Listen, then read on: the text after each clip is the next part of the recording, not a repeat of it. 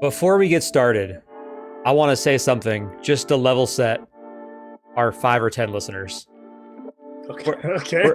We're talking about retcons this week.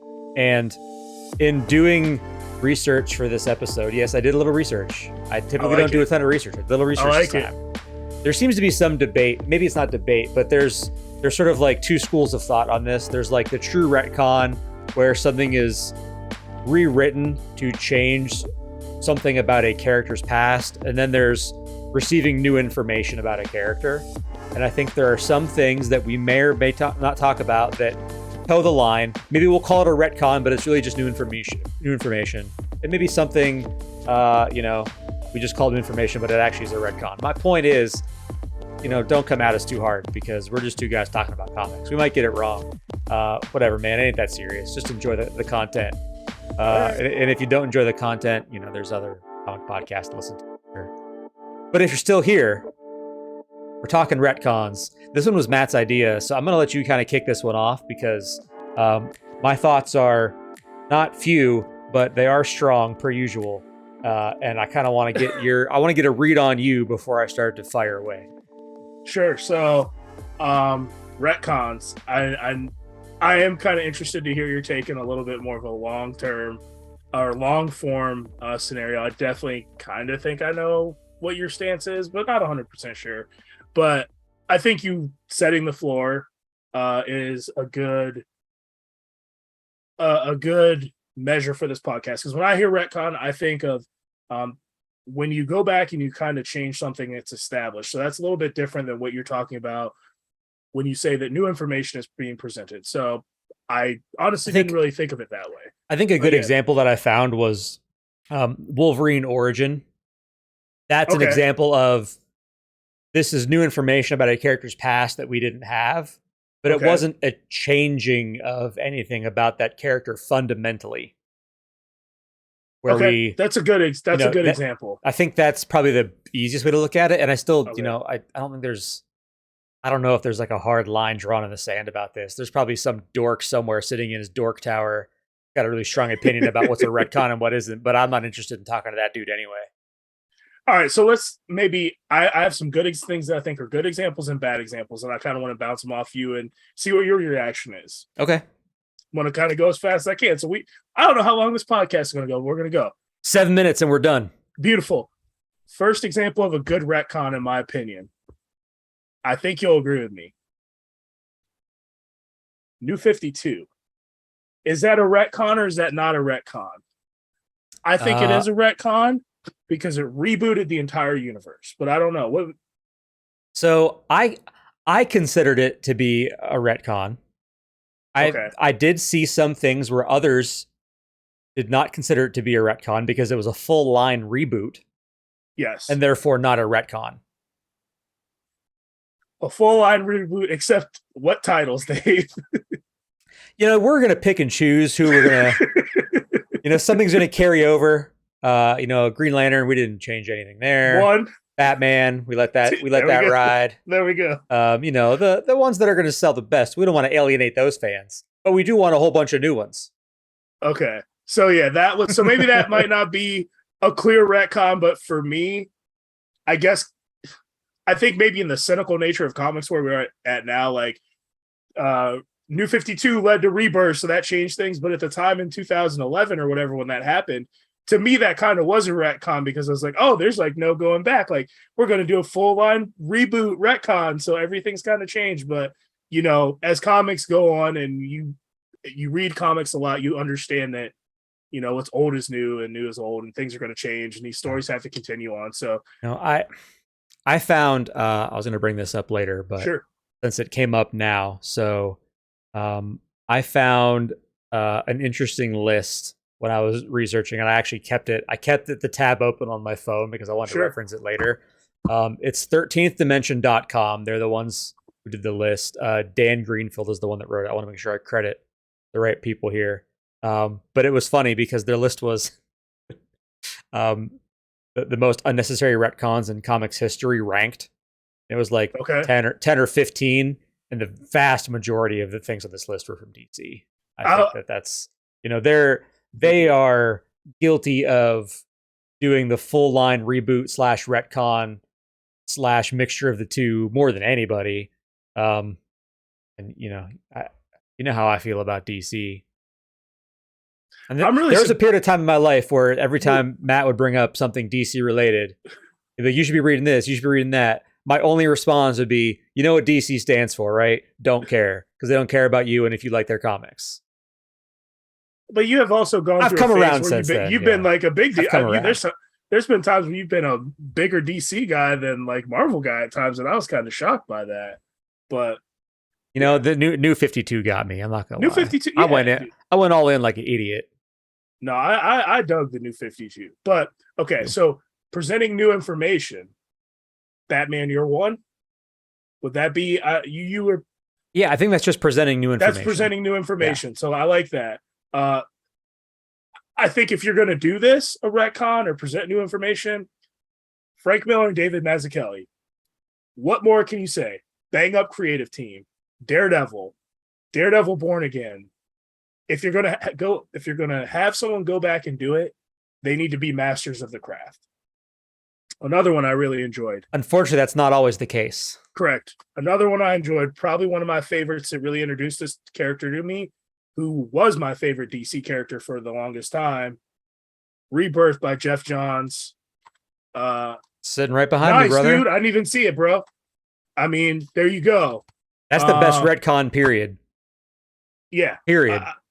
I mean, I've talked to my LCS guy, and he's read comics, since he was a kid, and he didn't necessarily love them retconning Parallax into it, and he was reading that Emerald Knight storyline or the Emerald War or whatever, where Hal goes, batshit crazy and is grieving over Coast City and all that. But he was like, no, this was really good. And that was like what got me into DC, really. Technically what got me in was Blackest Night, but there would have been no Blackest Night. There would have been no Sinestro Corps War, which is a fantastic storyline as well, too, without Green Lantern Rebirth. And I'm honestly going to go back and read it again, dude, just because starting at Rebirth and going through wherever Jeff Johns finally exited the Green Lantern universe, those are some of the best comics I have ever read. It's the period. That's not conditional to DC, not conditional to superheroes. His stuff, if you read sequentially Green Lantern and Green Lantern Corps and the ancillary stories like Blackest Night, I guess that's not ancillary because that's a major crossover, but if you read all that stuff chronologically, man, it's so good. So, now selfishly, so good. I need to know, does Corps tie in to that? Because I never really read Corps. Yeah. I read Corps when New 52 was around, but so when I first got into the idea of maybe catching up, it's when I got badgered into reading Blackest Night, and I was like, okay, that was pretty good. Matt was right. So I went back and I bought the InStockTrades.com. Free shipping over $50. I bought from Rebirth all the way through Blackest Night, Green Lantern and Green Lantern Corps, because the reading chronology that I found on some random website, Green Lantern Corps ties directly into all that stuff. All right. Well, I want to do a deep dive once I get caught up on some of my other stuff. I would like to. I've been for a couple of years, I'm like, man, Green Lantern by Johns was just that was good comics, man. Really good. It really was. Really, and really I'm good. really we're lacking that. So Winter Soldier. Presenting of new information. How so? How so? How are we classifying his retcon? Bucky. The whole Bucky was frozen in ice. Oh yeah, that's a retcon, and that's a fantastic one. Yeah, but Bucky frozen in ice, being trained by the Soviets to be a Manchurian killer candidate, kind of killer, kind of guy. Yeah. You know who we can thank for that, right? Ed Brubaker. No, sir. Who? Our man Stan. Really? So Captain America comics ended at the end of the 1940s. Because originally, Steve and Bucky both made it out of World War II. They just came back. They came back to the States. Steve was a teacher. Okay. And they kept fighting crime until eventually sales were not any good anymore. it was the end of the 1940s. No one cared about World War II and Captain America, and the comic just died off. Timely Comics was still producing Captain America at the time. And then in 1963 or 64, 65, whenever Stan was on Avengers, he wanted to bring Captain America back, and he had the idea of, okay, let's make it so they didn't get out of World War II, and he's been frozen in ice. Had he not done that, we get no Winter Soldier today. And granted, there's a few steps along the way, but if you go back far enough, gotta thank Stan for Winter Soldier, who's one of my favorite Marvel characters.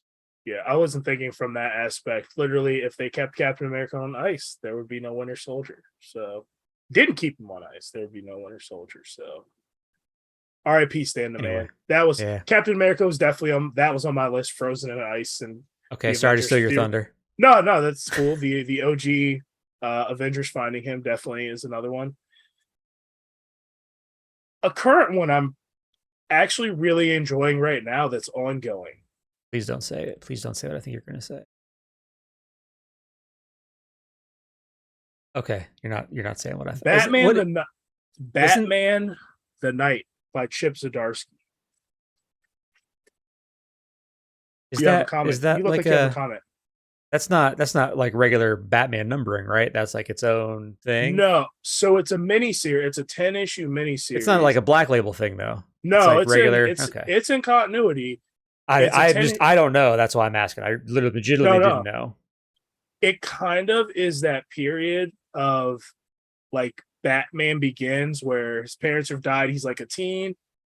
I really like it. I didn't really get it the first issue, but like most things, once you kind of read a couple issues, but it's like he's learning those skills of that year before, like year one, and he's like actually Batman.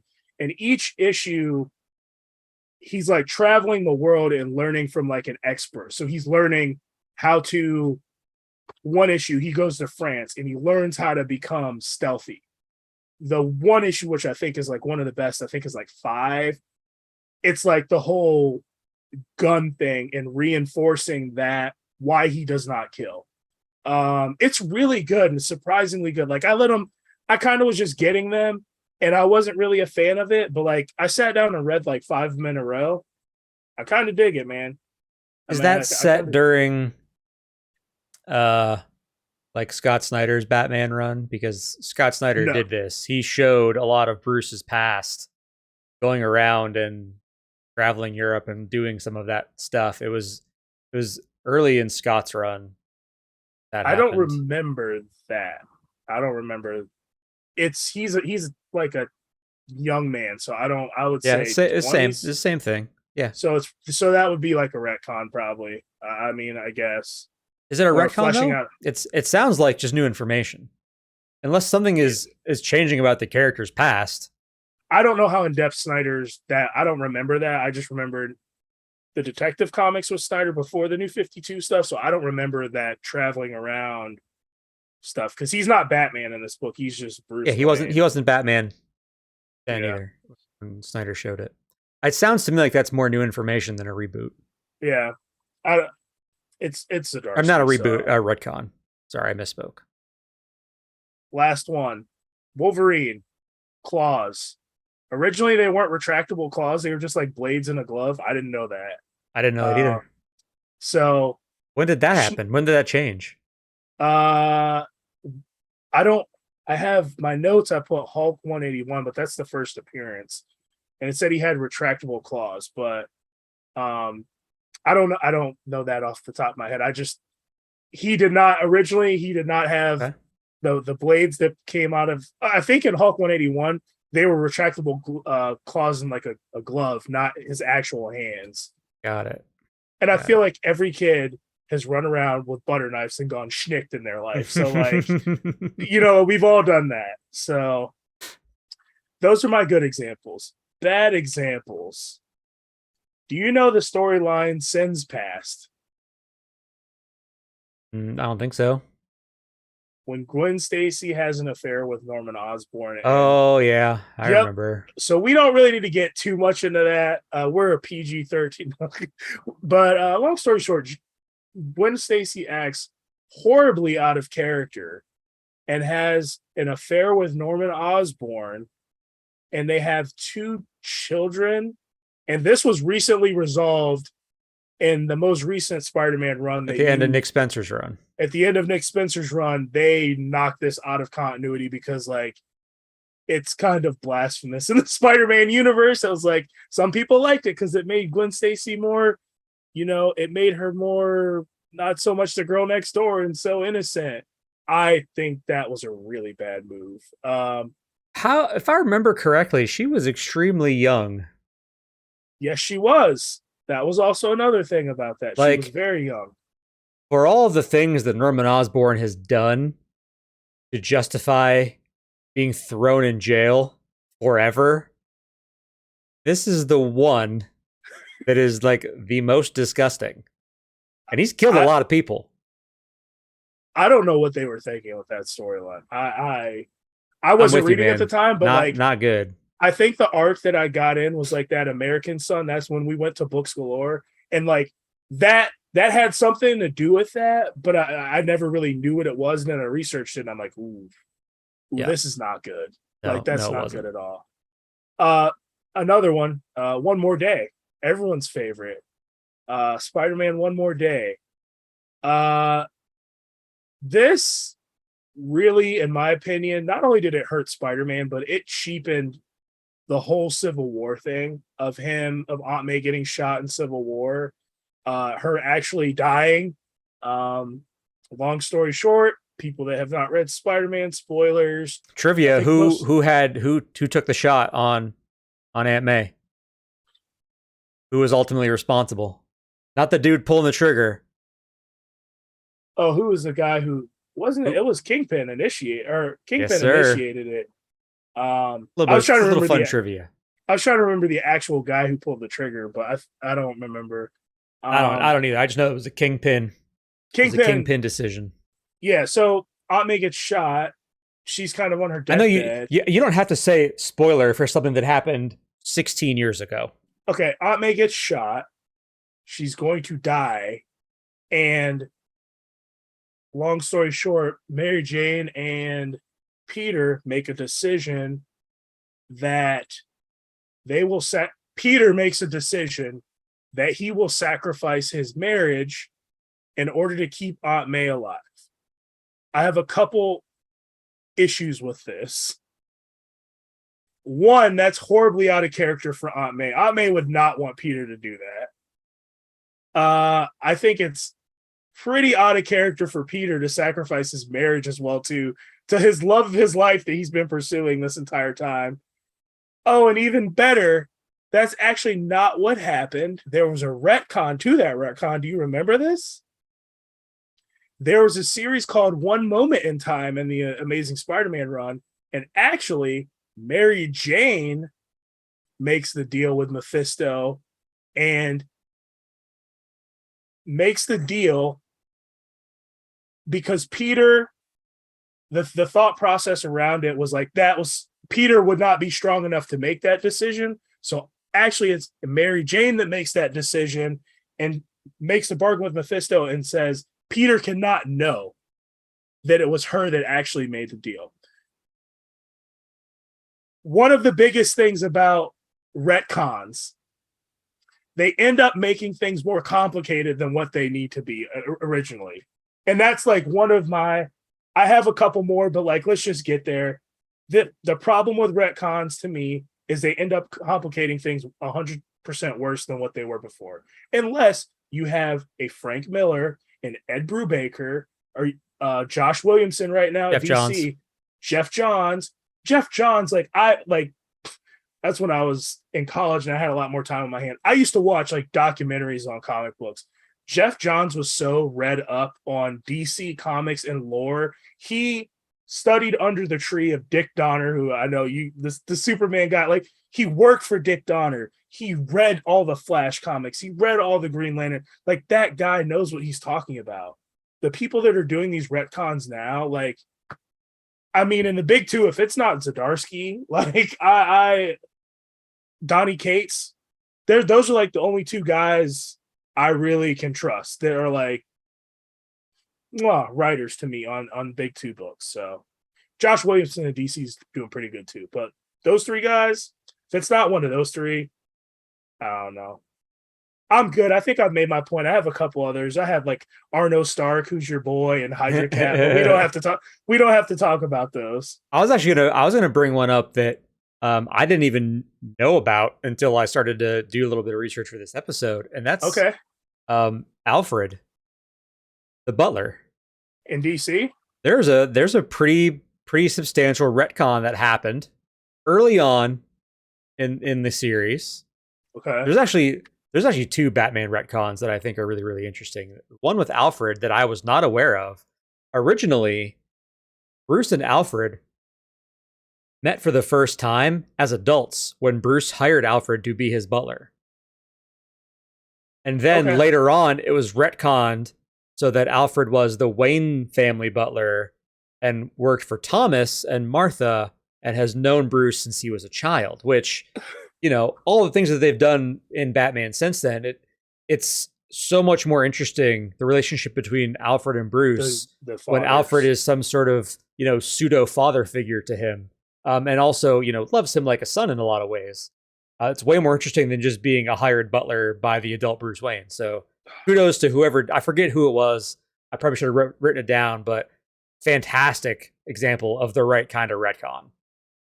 Dude, there's a fantastic part in that Batman the Night 2 with Alfred and like Bruce's gut. Oh, it's so good. About when Bruce leaves, like Alfred is like gutted, like, and that just made me think of that. Yeah, I think too, don't quote me on this, but I feel like the original Alfred, how they kind of explained it away, the original Alfred was like a fat guy, like a really big fat guy. Really? Yes. I feel like I remember seeing this somewhere. I'm gonna have to do some research, but all right. Yes.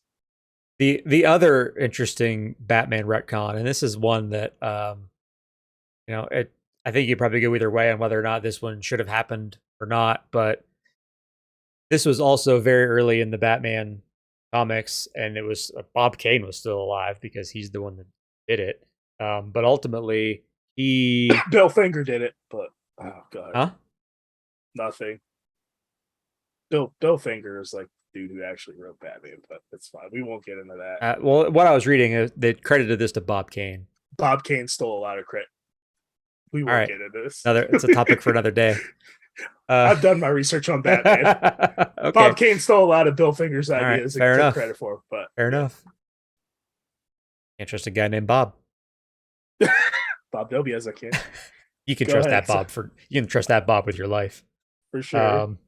Anyway, so at one point it's revealed who killed Thomas and Martha. It's a criminal named Joe Chill. And then ultimately, his story is wrapped up when Batman's villains killed Joe Chill for creating the Batman. I didn't know that. I did not know that. And then, it was, I guess at some point the powers that be decided that they didn't want the murder of Thomas and Martha to be wrapped up and have a bow on it like that. It's more interesting for Batman to have that murder be unsolved. So they retcon Joe Chill out. And now, Bruce still doesn't know who killed his parents in the comics. Okay. I agree with him on that. I do agree with. I think it's. I didn't know. I knew Joe Chill, but I didn't know if that was something they did after. Like originally, it was an unknown, and then they introduced Joe Chill. But okay, so they phased Joe Chill out now. I prefer the unknown. So this is where we might differ a little bit. I think so. When and this is beautiful. When a comic series. Dave has to start at issue number 1 and work his way through. Do I? Your boy will just jump on in a storyline and have no idea what's going on, but I got to keep moving. For the most part, I feel like you're like, dude, you can't start there. TMNT, you can't start at 100. You got to start at the beginning. Like, this comic's 120 issues in. This guy's like, I'll start at issue 100. Yeah, dude, jump in. But missed like 9 years of stories. I'm just going to start at 100. I think that in regards to retcons, sometimes just leaving things out there is better. Batman not knowing who killed his parents. Wolverine, I didn't hate Wolverine origin. I thought it was okay. I thought it was fine. But I like just Wolverine's origin I think he has more mystique when I did not like you don't know the origin story. I didn't. None of that resonated with me. I thought that yeah weakened the character, like you think too. yeah. I think it And weakens so the like character. you got to pick and choose. Like I said, you got to have like a master if you're going to go down that road, especially like an iconic character like Wolverine, an iconic character like Batman. I think Batman Year One was done very well, so I don't have an issue with that. But you got to have a master of the craft if you're going to flesh something out like that, because you can really, like you said, you can really like damage a character even. I mean, but the Joe Chill thing, those were the creators of the character. I mean, they were like, who has more ownership over Batman in the 40s and 50s, whenever this happened? I don't remember. Than the people that created the character themselves. And that one, in particular, I see how that could go either way, because there's an angle that you can take with that. And let's get this one thing straight first. Joe Chill is like stupidest name. Like they could have made it like it could have been somebody that had like a badass name. Fang McFrost. Yeah, like Joe Chill. He deserved to get killed just for having a dumb name. But let's say that the Joe Chill thing doesn't get retconned out, and Bruce knows who killed his parents, and vengeance is served. Dude gets murked by a bunch of villains. He's off the board permanently. Guy's 6 feet in the ground. And yet there's still no satisfaction for Bruce. He's on this maniacal quest to dole out his version of justice, all because of this one inciting event that he watches parents murdered right in front of him, and he gets to see that thing tied off. He gets closure, and it's still not enough. That sort of torturous spirit, I think, is a really interesting motivator for a character like Batman. And I can see that being just as interesting as it being an unsolved murder that he carries with him forever. I would have been okay with either one of those things happening. They wanted to retcon it. They should have retconned that dude's name. No, you sold it. Yeah, I could buy that. I could absolutely buy that. Like, I'm just picturing like he's dead or whatever, and then he's in near that fireplace. He's just sitting there, just chilling or whatever with a glass of wine, and then like the last panel, he like looks up and he's just like, that the quest continues or vengeance has not been served. Next issue. Yeah, no, that's cool. I can buy that. But I mean, it is what it is. Whatever. I'll say this about the retcon. I'm not as hard line against it as you've kind of pointed out, like, oh, it just tends to make things more complicated and more confusing for the reader. And I agree with you. That's absolutely what happens. A lot of the time. There have been good retcons. You mentioned a few really good ones. But at the end of the day, if you retcon something and it's really bad, I'll just stop reading it. I'll just move on. Like, it's like nothing happened to me. It's just one less thing I buy every month.